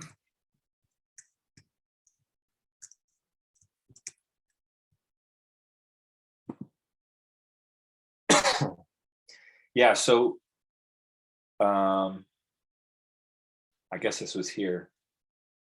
I can't even remember what day it was that I got into this, but I take the trades based on the volume, obviously, and then obviously what's happening in society, right? And so when I started to see it break above these two levels here, it becomes a real bullish opportunity, right? So it was a combination of things of why I took that trade. And then also too, it was a sister to the other cruise liners. And that's the thing, when you're taking trades in options, it's not just the trade that you're in that you should be looking at. Like if I'm in BE, I'm looking at all of BE's competitors. I'm looking at all of their competition, because chances are all of their competitors are running too, or vice versa. Or maybe I'm playing calls on BE and I'm playing puts on another one that's getting crushed, and all of the ones that are running because the other one's getting crushed. It's so you shouldn't just be narrow-minded to look at just Carnival Cruise Lines. You should be going to chart all of the other cruise liners too. And I did, and between all of those, CCL was the one that was the top opportunity. And also with their increase in revenues, their projections, and their earnings week, all of those were all catalysts for me. And then obviously, like, it was, based on the screeners, it was trading at over 2.5 times its normal volume. And anytime anything is trading over 2.5 times its volume, chances are like those are going to be banger plays. So those were just some of the criterias. I'm out of SLI. I'm not in SLI anymore. I still have my shares. Yes, SLI shares are busting. They're like 10%, 12% last time I checked. But I'm all out of my options. Is there any penny stocks and trading options? Yes, there's a bunch. So I gave everybody screeners on the penny stock screener, right? It's super basic, super simple. But you can use the same exact screener, right? And a penny stock is anything under $10. $8 to $10 is roughly what's categorized as a penny stock. And there's 31 opportunities. There was. So there's 24 on this particular screener, is all penny stocks. I was looking at YMAB earlier today, but I didn't. Even though the stock's running, but if the options chain sucks and it doesn't have enough volume, doesn't have enough eyes, I just don't get into the trade, and maybe I'll go swing the shares or something. 218. What's my thoughts on 218 Prague $2? Let's go look at it. Michael, what's your cost? Is that a trade that you're in?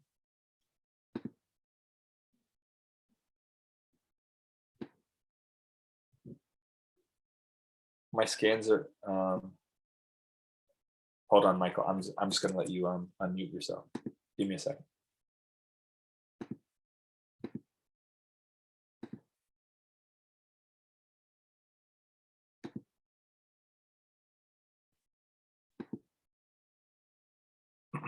Yeah, Michael, you can unmute yourself. Hey, Mike, how's it going, buddy? It's good, man. How about yourself? Good, man. Thanks for doing this tonight. Of course. No, I'm really brand new at options, but I just pulled that optionistics.com up, and I just saw that had a little bit of unusual volume at that. So at the $2 call. Yeah.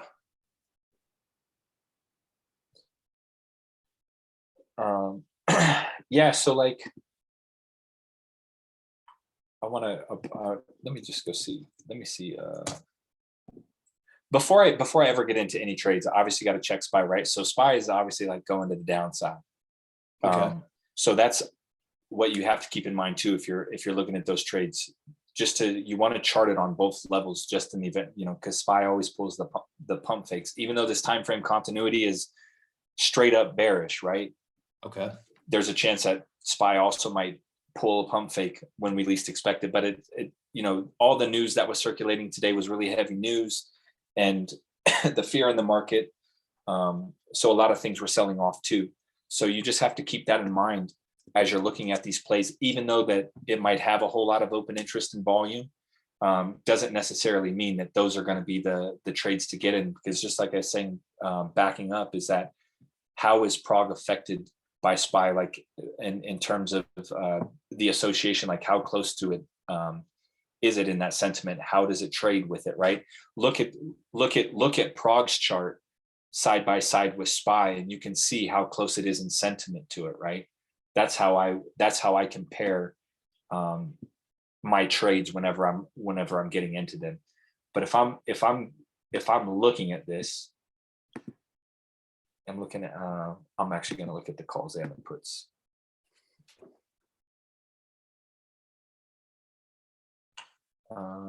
Okay, so yeah, so the 1.5, and you see all the volume here at the 2, and the 218 puts. Yeah, so I mean, there's hardly any puts, right? So already, like, the sentiment of prog is bullish, as opposed to, with that. So I'm looking at it. It becomes a matter of your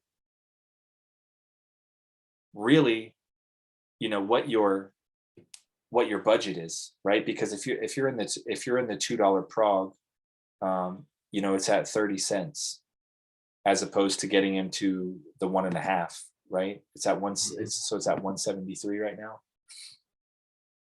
now. And it's the ATR. Yeah, it doesn't.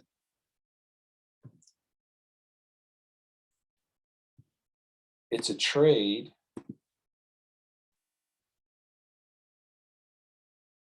Yeah, I mean, it's a trade that you can take into consideration. It has enough activity, and I'm pretty sure that there's a lot of money being pumped to it. I was just looking at prog not too long ago.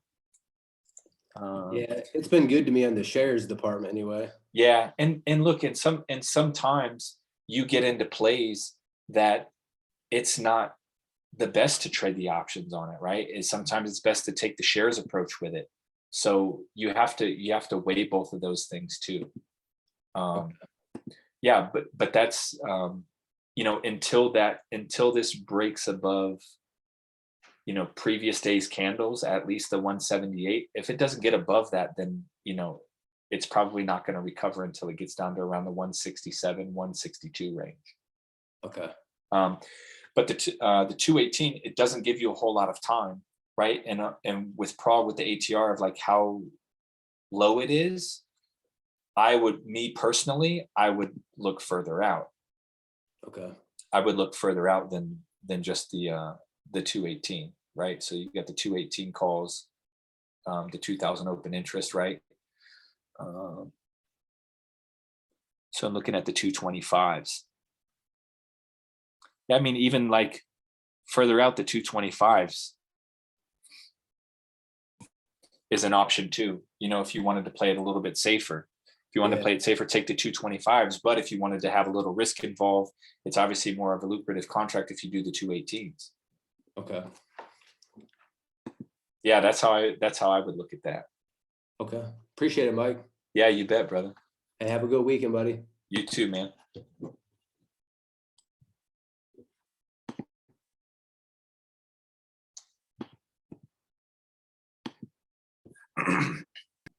Can I explain volume and what to look for? It's really volume. So volume is the amount of times the stock has been traded in a single, meaning like changing hands, not necessarily meaning like somebody buys it, right? It's buying it, selling it. It's all of those things.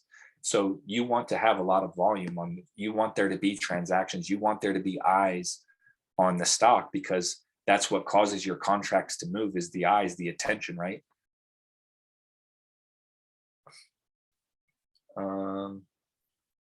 Yeah, so Edison, you had a question. Edison, you can unmute yourself. What up, Mike?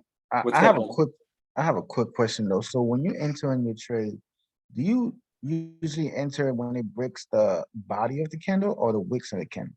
I don't ever do it on the wicks, man, because for me it's about the bodies of the candles, because the wicks, there's you never know. There could be all, with prog, right? There was all this talk of like prog being manipulated, this and this, and you never know on those wicks of why it gets pushed down.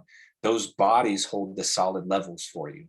right? So in that instance, just Prague, for instance, because I'm right here, if I'm getting into this trade, and let's just say I'm getting into the trade here at this level at the 178, right? Calls above that, I'm probably going to start scaling out of this at this point here at probably the body of this candle at the 196, because it got pushed all the way up here, but it rejected all of that. So I would, anywhere that I see those heavy wicks, I minimize my risk by scaling out of the trade on my profits and only leaving those runners. You just, will it go above those? Chances are it's going to go back to that. It's going to rise above those, but there's no guarantee. And you don't want to leave that to chance. You have this candle here where basically it matched the same exact level as this 30th of December candle, right? Yeah. So the probability of that going back there is high, right? And you can come back in time and see where else it respected those levels. It respected it almost every time, right? It respected it right here on the 11th of October. Mm-hmm. So in that instance, I would just leave the runners at that point. Okay. Yeah, does that make sense? Yeah, it makes sense. Thanks Cool. a lot. Appreciate Yeah, you bet, brother. Hassan, you got a question, you can unmute yourself.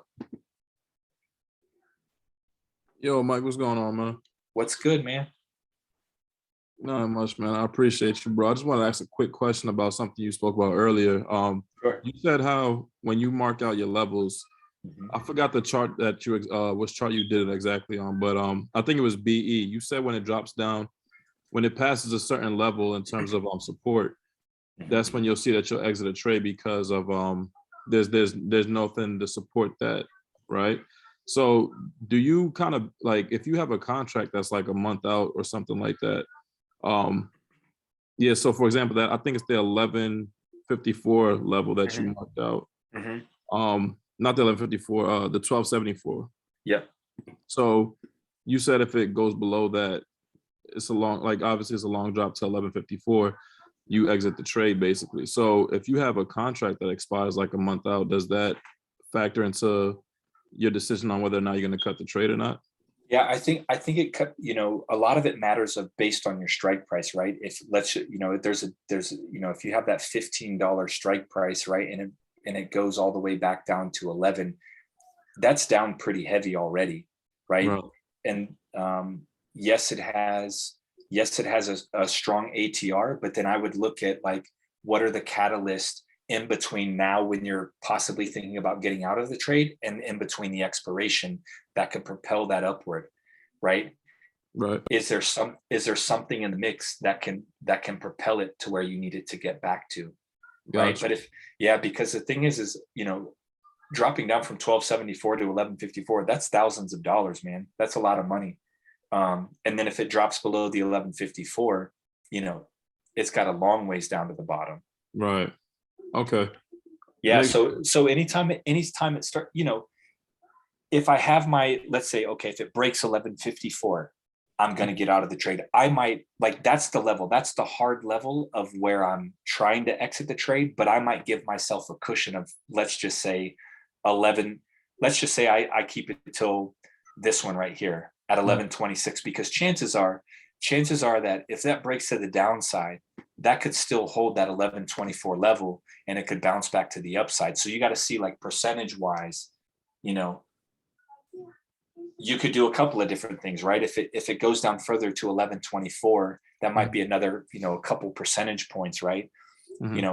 If it bounces at 1124 on its way back up to the upside, that's when you could average down and buy more contracts, right? So that's why it's important to scale into your trades, right? Rather, because if you open up, let's just say you go in on a trade, oh yeah, Vimeo, it's gonna go to 15. I'm gonna buy 100 contracts. Your best bet is, if like that's your end goal, you want 100 contracts, you see it tanks and it goes the other way, maybe you buy the other 90 on the momentum back upwards once it reverses, right? If you're down, it's much harder to average down on 100 contracts as opposed to 10. Gotcha. You know what I mean? Does that make sense? Absolutely. I appreciate you so much, man. That makes a lot of sense. Thank you. Yeah, you bet, brother.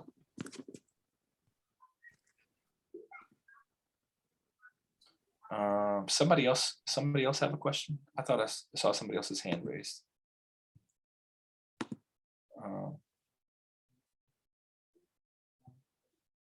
Who else? Edison, you have another question? Oh, no, I don't have another question. My bad. Okay. Okay, cool. No worries, man.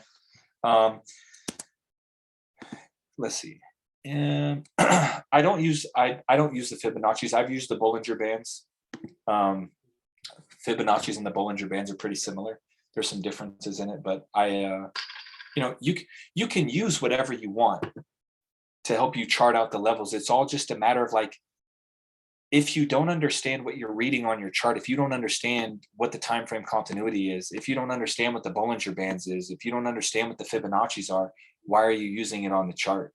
You're just confusing yourself, right? I like to keep my charts really simple. Support and resistance for me is like what I use. And then in terms of options, it's, I use, the crossovers of the EMAs. I look at the VWAP, those sort of things. But if you don't understand fully what those are, then you're doing yourself a disservice and you're making options harder for you. You're making yourself more stressed out. It's all about simplicity and ease.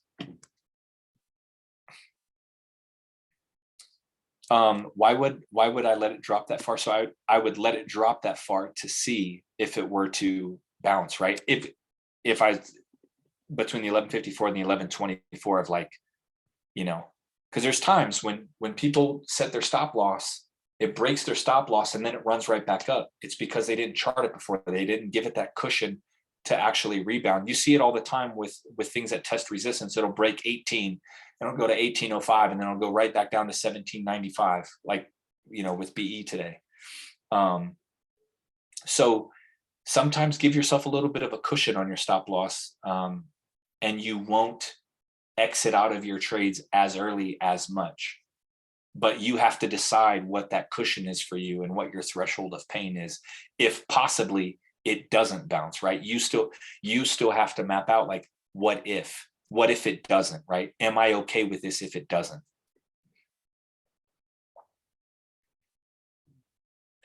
Let's see. Sean, you can unmute yourself if you got a question, brother. Hey, Mike, thanks a lot. Man. You talked about automation. Once you get into these, like you get your purchases, are you setting like limit order sells to scale back out? Yeah, sometimes like if I'm not in a lot of trades, if I'm in only 2 or 3 trades, or I'm in 2 trades or whatever, I'll do it manually. But if I know I'm like tied up, or I gotta run and do something, if I chart it out, I'll just map out those levels ahead of time, and I'll just I'll sell certain contracts at certain levels and just start scaling out of the trade altogether automatically. And that's just assuming that there's a good catalyst that's going to propel it as far as it is. And it's the same. Like I try to do it on both sides. If I know if I know like the probability, like, okay, this could tank to this level, then this is where I want to get out. This is where I'm going to sell the remainder of my contracts. Yeah. The more you can automate your process, the more you can leverage technology, the more you can leverage the resources that you have at your fingertips, the much easier your options trading is going to be. Does that make sense? Yeah, that's great. So I was trying that. I think it was last week. I don't remember what I bought, but I was working on Webull, and I made a purchase like, I don't know, 12 cents or something, and then set it for like 18. Yeah. And it hit it, but it didn't sell. You just got unlucky that it didn't sell and then it dropped. Yeah, and there are some times whenever it does hit it hits those prices, but it doesn't sell because of the volatility.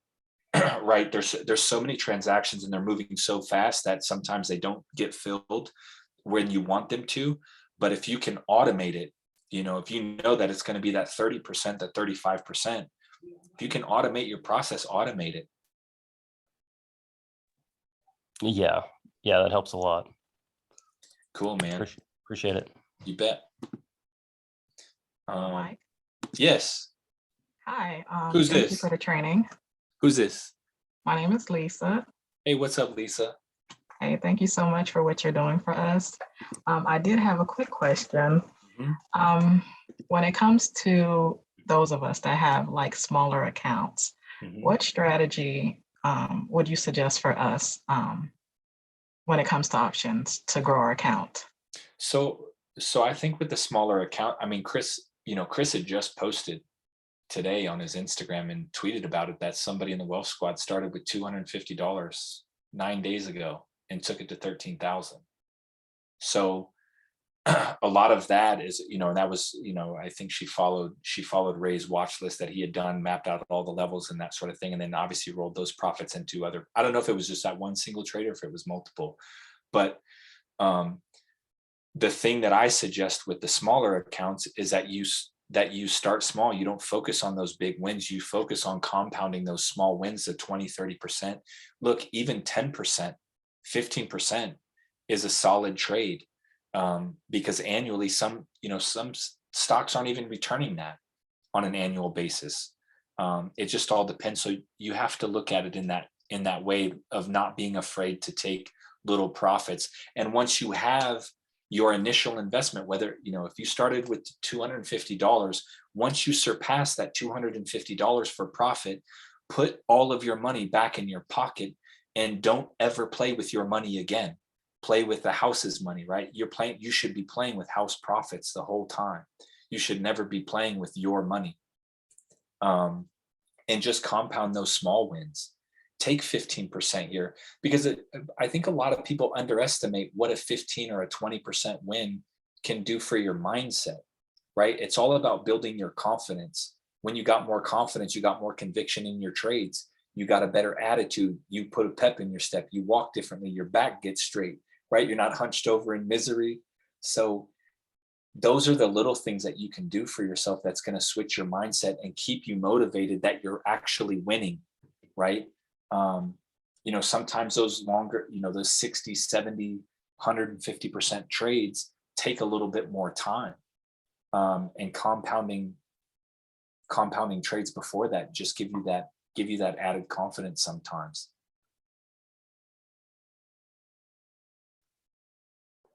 Okay, thank you for that. I appreciate it. Yeah, you bet. How are you feeling about your options trading Um, on a smaller account? well, I find myself hesitating when it comes to getting into trades. Mhm. And my account, I'd say it's more medium than small. But I trade as though I have a small account, so I'm going in with only like $50 to $100 contract. Mhm. And instead of doing more, because I get afraid of losing money, even though I can take like maybe 500 at a time, or so that's the issue that I'm having right now, is getting confident and actually sizing up and taking more, um, taking a higher amount and then going in with that, because I can handle it with my account, but it's just that fear of just losing the money. That's where I'm getting tripped up over. Well, the other option is that if you're afraid of losing your money, right, on a certain trade, I always say, like, if you're not confident or you're not convicted in the trade 100%, it's probably best not to trade it. And if you're not confident in your trades, peel back the layers of why that is exactly, right? It's got to be bigger than money of, where you're. Is it the charting the levels that you don't understand? Is it the catalyst you can't connect?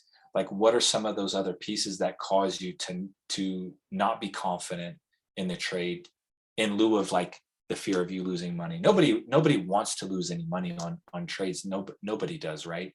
But peeling back the layers sometimes to see what some of those underlying reasons are too really help. And also, like, if you're playing calls and you're afraid to lose money on a call, then make the put also, and you play it both ways. You play it both ways is really hard to lose. And then as it runs up in the direction that you want, you obviously cut the tie of the other one, and you get the gains from the calls that you lost on the puts, right? Does that make sense? You can play it both ways, and you play it both ways, it's it's a safe way to win too. Okay, yes, I understand that. Yeah, so yeah, in the past I was going in heavy, but because I didn't understand charting just yet, Mhm, I was holding on to trades too long, like you shared before. mhm. And I let my green trades go red, you know, and I really realized that it was because I didn't understand what I was getting into, why I got into it, and where to get out, you know. And I think that kind of caused a lot of the hesitation and anxiety that I'm feeling now. Yeah, So this training really helped tonight, and I'm definitely going to um, go over this again and work on the charting. great. You know, if you're not confident in your trades, or there's something that you're looking at in, you know, in the future, you can tag us as admins. You know, a lot of people say that, you know, like, what do we think about X, Y, and Z, right? What I'm curious about is what you think about it, right? People ask us all the time, tell me about this. What do you think of this? What do you know, does this look good? I want to know what you guys think, right? I want to know what you guys see. I want to know what your thought process is. I want to know what your strategy is, because then it helps us to better understand where your mindset is and what your approach is into getting into your trades. But if you know, you have questions and things that you're not sure about in the charts, you can reach out and tag us all the time. Tagging us in the chat room is better, because then it might be a community answer that really helps a lot of other people too. But DMs are fine too. But I believe in you. I believe in you. Thank you so much. Yeah, you bet. You bet. Well, cool, y'all. If nobody else has any other questions, I hope that this was helpful in running down strategies that I use in my thought process. And it's a super complex subject, I know, and there's a lot to be talked about on it. But use the money that you're making in options, just like Chris is saying, of buying income, of buying other assets, and putting your money to work for you. Don't be using your money for the options. Use the house money. Like, everybody's so upset when they lose, right?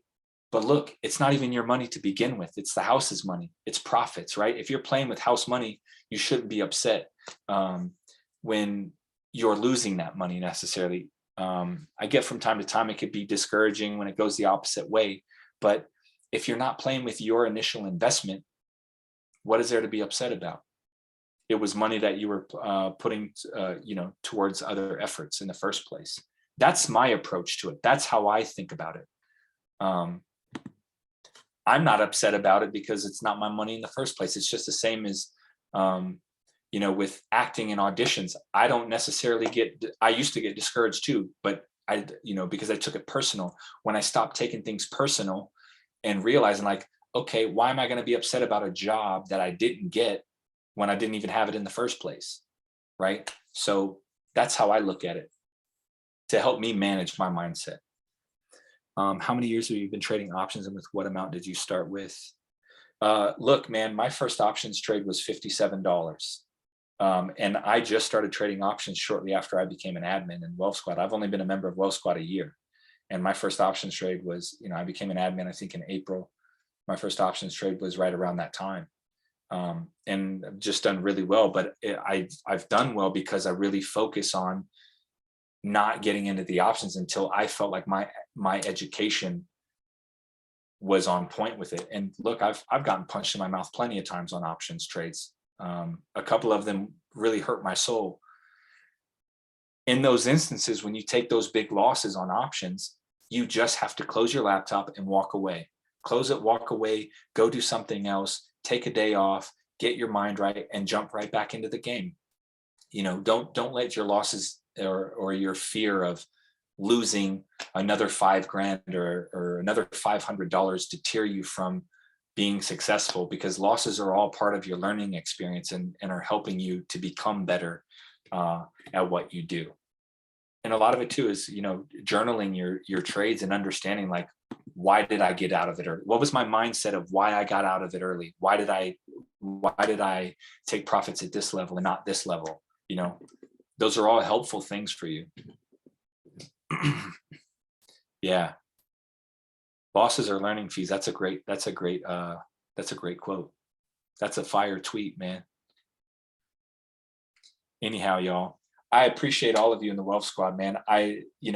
Kudos to and shout out to Curly and Ray and Chris and Crystal and Kia, because look, I'm a student of the game too.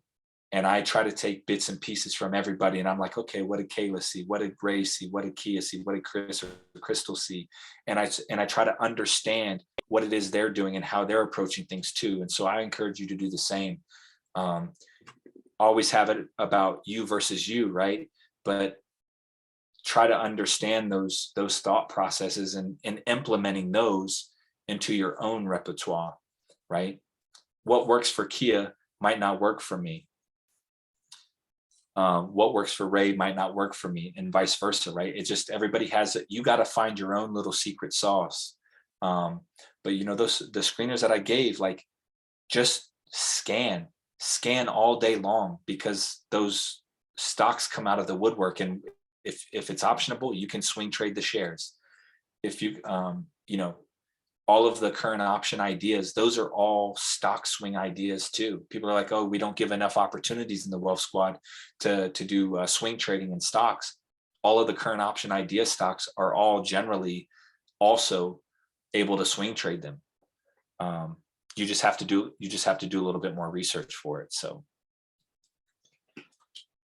yeah, anyways, y'all are cool. I appreciate all of you. And yeah, if you all got questions, man, hit me up in the chats, hit me up in the Discord. I appreciate all the love that you guys give me too. I feel it. And I'm just trying to help us all win.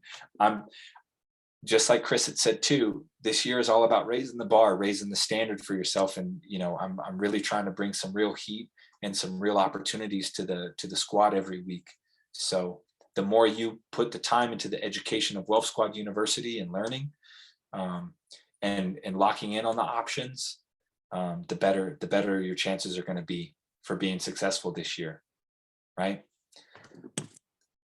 All right, y'all. That's it for tonight. Y'all got questions, y'all know you can hit me up.